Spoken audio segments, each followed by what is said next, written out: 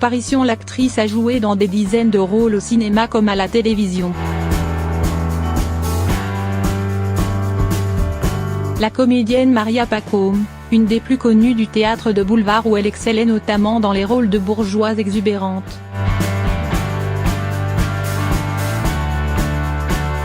Est morte samedi à l'âge de 95 ans, des suites d'une longue maladie, a annoncé ce samedi son fils François à l'AFP.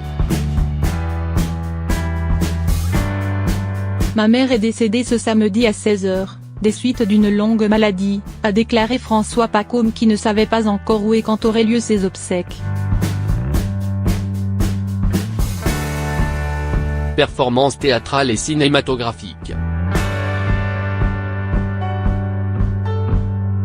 C'est en 1958 que Maria Pacôme, passée plus jeune par le cours Simon, a réellement débuté sa carrière théâtre dans Oscar aux côtés de Pierre Monedy et Jean-Paul Belmondo. Qu'elle retrouvera en 1965 au cinéma dans Les Tribulations d'un Chinois en Chine de Philippe de Broca.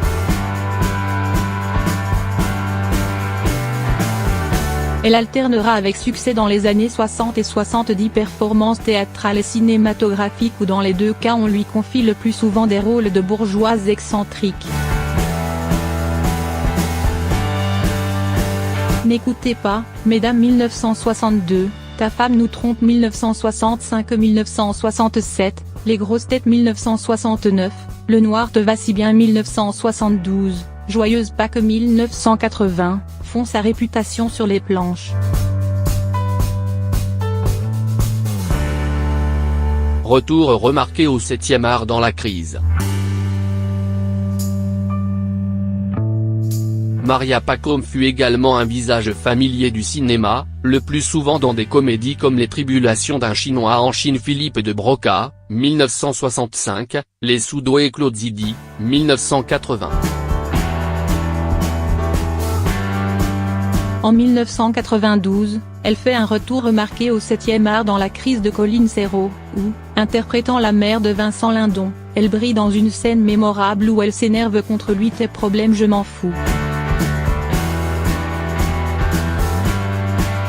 Un dialogue devenu culte qui immortalise également une voix désormais reconnaissable entre mille.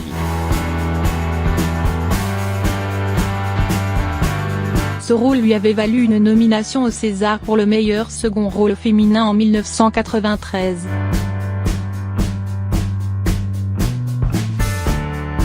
Plus récemment, en 2011, elle avait prêté sa voix à la mémé de Titeuf dans l'adaptation de la bande dessinée sur grand écran.